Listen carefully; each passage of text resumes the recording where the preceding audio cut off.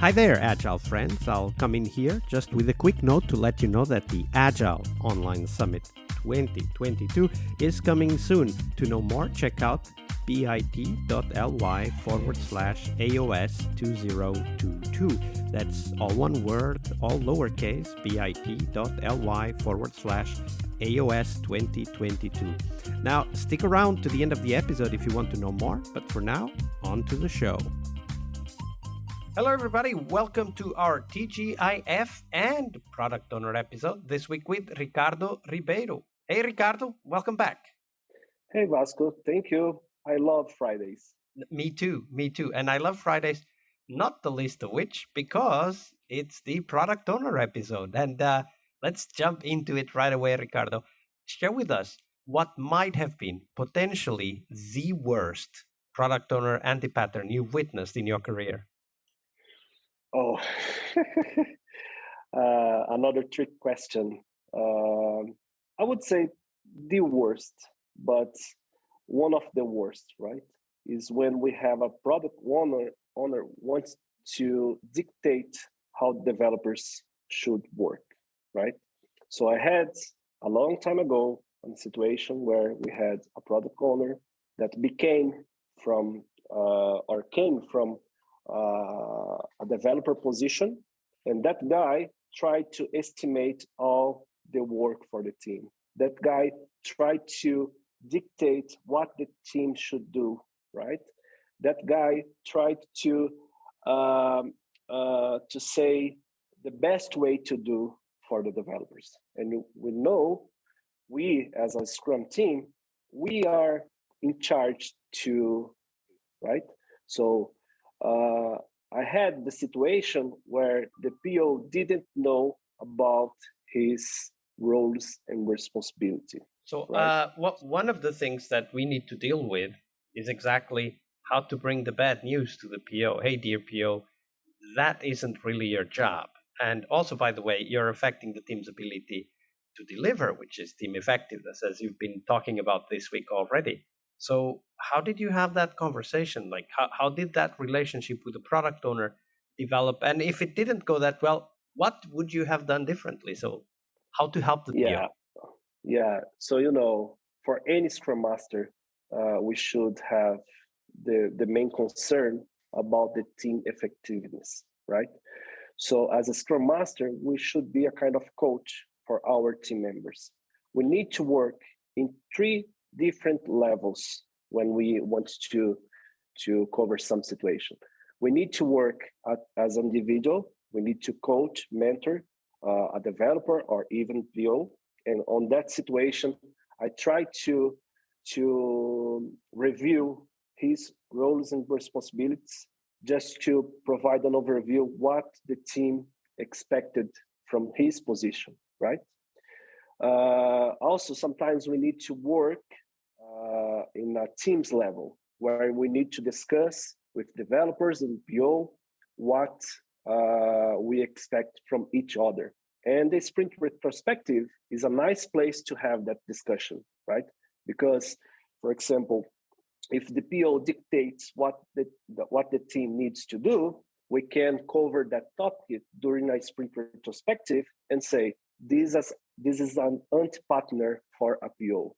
What can we do in order to avoid or to mitigate the same situation to happen again, right?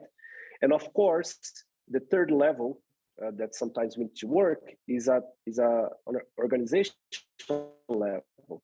Sometimes we need to invest in a kind of training, for example, for the developer in order to in the skill-specific technology, for example, just to give some confidence to the PO, the developers would be able to handle that situation, right? And on that specific case, when I said the PO tried to dictate everything to the developers, we tried to run a kind of roles and responsibilities review for the PO, for the other analysts, just to try to align the expectations to everybody. But sometimes when you transition from one position to another one, you tend to act as the old the old one, right? So Absolutely. sometimes And it I takes really time like the to, fact that you mentioned those three levels, right? The individual, the team, and sometimes even the organizational. And a very practical way to look at the organizational level is to have a definition of a process, which includes the roles, and then have training on it, right? Like that's a very concrete and specific way to address the topic. Now we turn our attention to the opposite, Ricardo, the mirror image of this. So, what might have been the best product owner you've ever worked with? Describe them for us. yeah, I think it's the one that is able to bring clear product and sprint goals, right? Because, we have a product goal, a bigger idea, and we have a sprint goal, short-term goal that we should work. If we have a product owner able to set those goals to the team and be available to get the business to work close to the Scrum team, I would say this is the best PO we can ever hire to any organization, right? So have sprint and product goals, get the business involved all the time, and organize or try to assess the value to deliver the business. So when we say value to deliver the business, PO can use different techniques to assess if they will work in some items or not, if those items will deliver value to the business. For example, you can use the return of investment to decide if they will cover one item or not, right? So there are many techniques the PO can use to decide how to organize the product backlog. So I really like this, and if I think about it, though, I have not seen many product owners that were able to be crystal clear on the product goals, although more there, but almost no one that was able to create crisp and understandable sprint goals. And actually, that has been one of my, I guess, pet peeves, and also a lot of investment on my part to work with product owners to explain the value of a product goal and a sprint goal, and then to talk through it together with the team so that we define those goals with the product owner. How has it been for you? What has worked well for you to help product owners create good sprint and product goals? Yeah, if we have a clear product goal and also a clear sprint goal, it's easy to the team to assess if they are progress or if they are working towards the sprint and the product goal, right? Because if you don't have uh, any clear goals, it's almost impossible to assess how you are progressing. Right?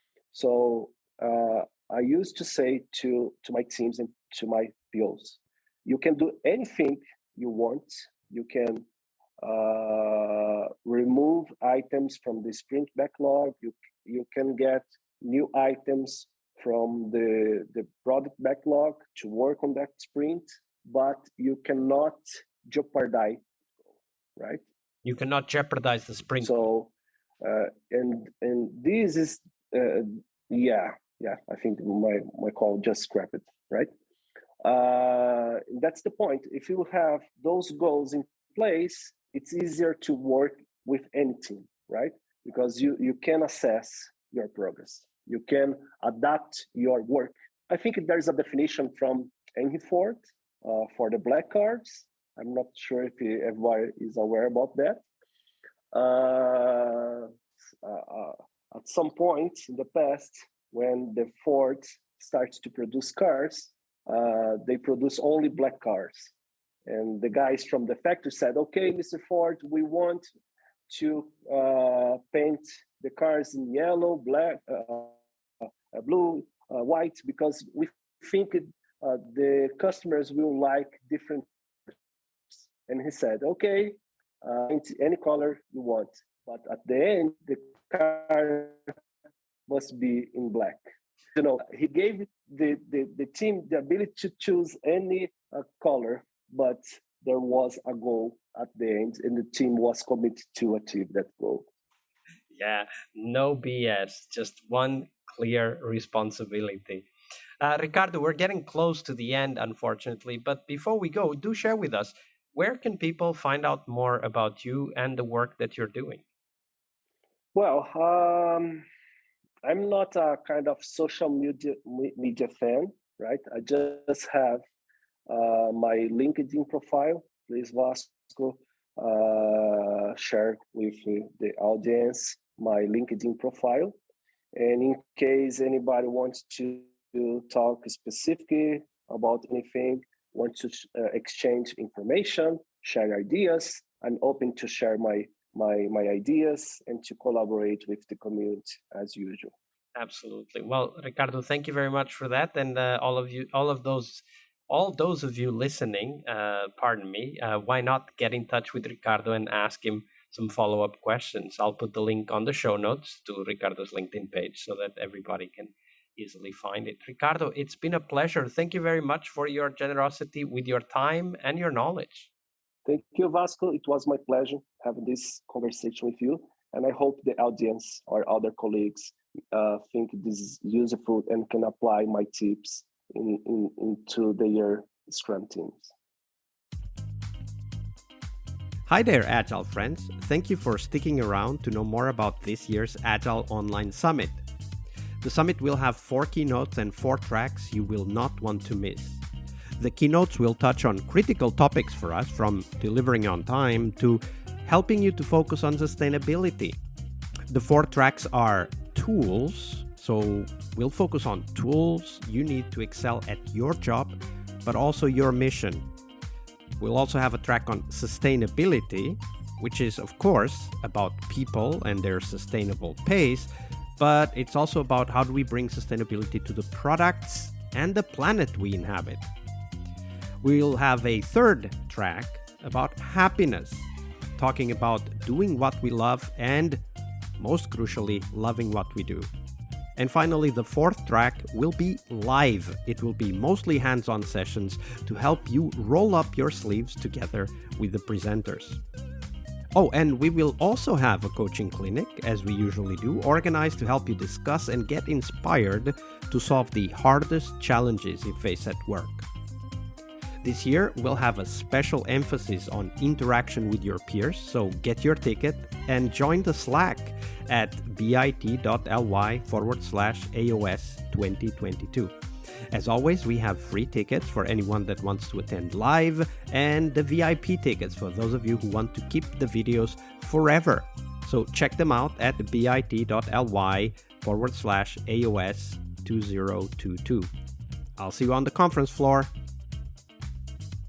One more week of the Scrum Master Toolbox podcast is over, but there's a lot more we have to share. We have developed our own membership site where you find a community of active and engaged Scrum Masters. In this site, you get access to exclusive content and get to interact with us, your podcast hosts, as well as the best Scrum Masters in the world. Join us at scrummastertoolbox.com/podcast and keep this podcast free of advertising. See you next week for one more week full of Scrum Master tips and tricks. We really hope you liked our show. And if you did, why not rate this podcast on Stitcher or iTunes? Share this podcast and let other Scrum Masters know about this valuable resource for their work. Remember that sharing is caring.